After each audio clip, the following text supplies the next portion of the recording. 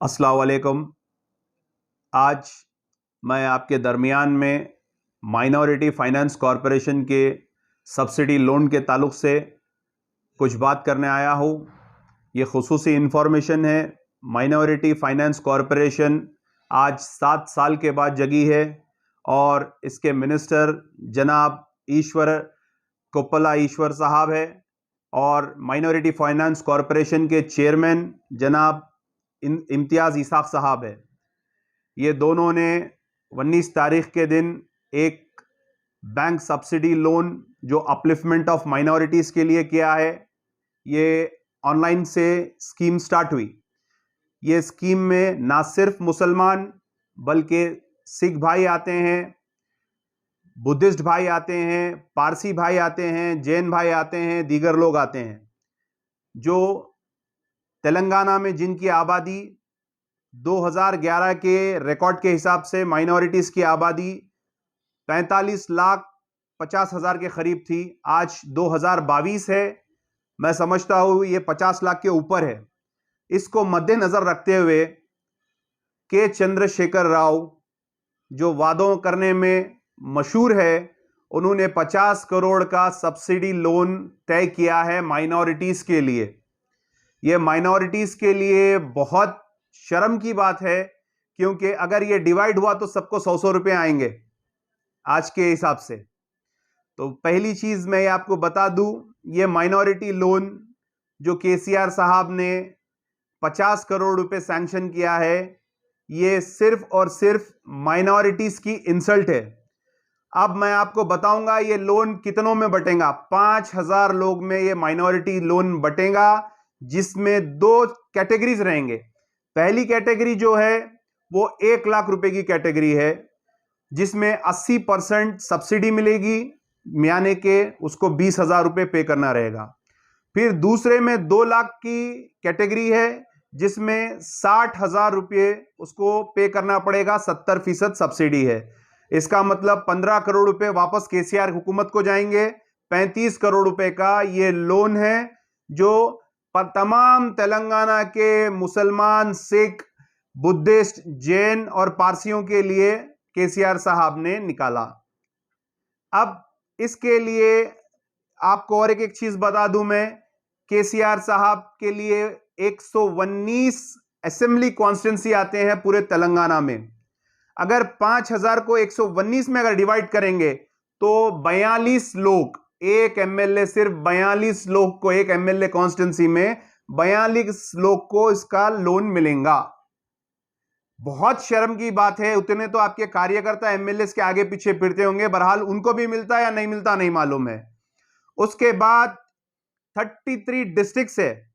33 districts में केसीआर साहब हद ये कर दिए कि डिस्ट्रिक्ट वाइज खम्मम में 101 लोगों को मिलेगा, कामारेड्डी में 109 लोगों को मिलेगा, हैदराबाद में तकरीबन 300 लोग को मिलेगा और महबूब नगर में 221 लोग को मिलेगा, आदिलाबाद में 111 लोग को मिलेगा, संगारेड्डी में 227 लोग को मिलेगा।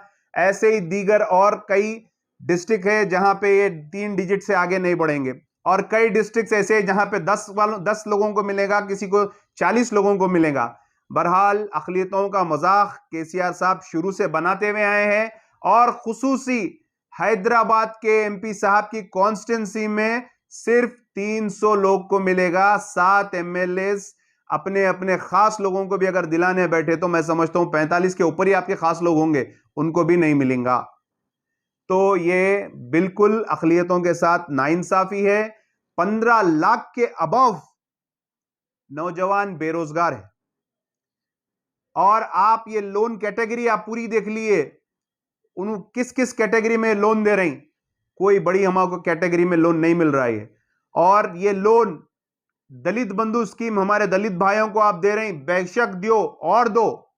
10 लाख रुपए दलित बंधु के लिए आप दे रहे हैं, 5,400 करोड़ रुपए आप दलित बंधु के लिए सैंक्शन कर रहे हैं। 50 करोड़ रुपए, 50 करोड़ रुपए आप मुसलमान, सिख, बुद्ध, जैन, पारसी और दीगर माइनॉरिटीज के लिए आप सैंक्शन कर रहे हैं। मतलब आपका नजरिया दो टुक है।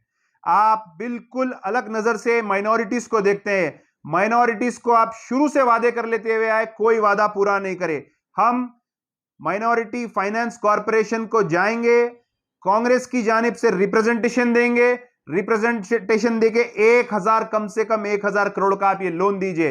अब आपके लोन की असलियत मैं बताऊंगा।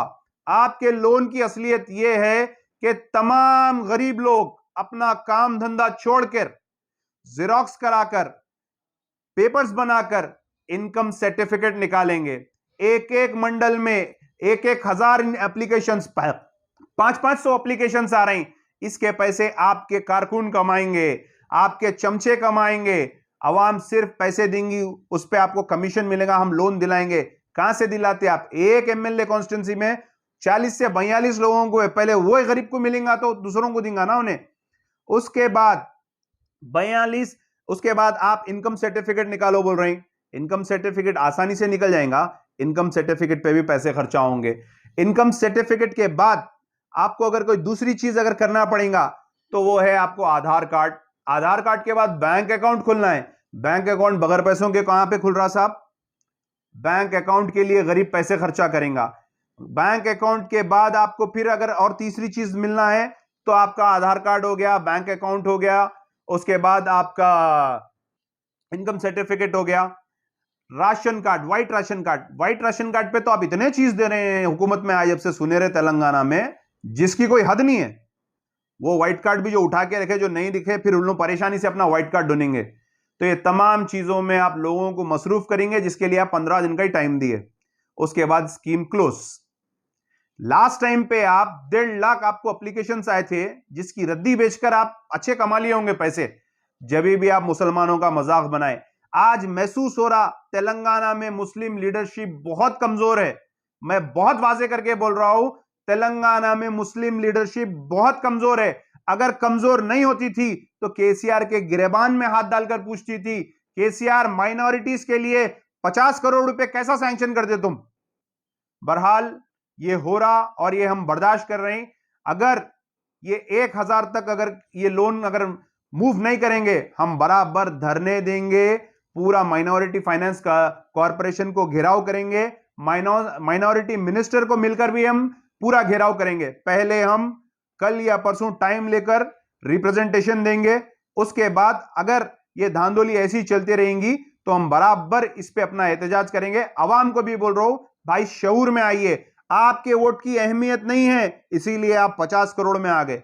आप देखो, आपको हर वक्त इस्तेमाल किया जा रहा है। वही हमारे दलित भाइयों में इत्तेफाक है, इतने एकजुटती है, आज उनको फी फैमिली को 10 लाख रुपए मिल रहे हैं। आपको क्या क्या मिल रहा है? आपको कुछ नहीं मिल रहा है। इतना तो हमारे एक पार्टी का असासा है 10,000 करोड़, उसकी अगर हम बहुत से बहुत उसका जकात निकाल दिए तो 100 करोड़ में आ जाती। उससे कम तेलंगाना जो गवर्नमेंट है, जो सुनहरा तेलंगाना है, वो हुकूमत हमको 50 करोड़ रुपए दे रही है, जो हमारे लिए मजाक है, जिसमें से 15 करोड़ सब्सिडी के आप वापस भी ले रहे हैं।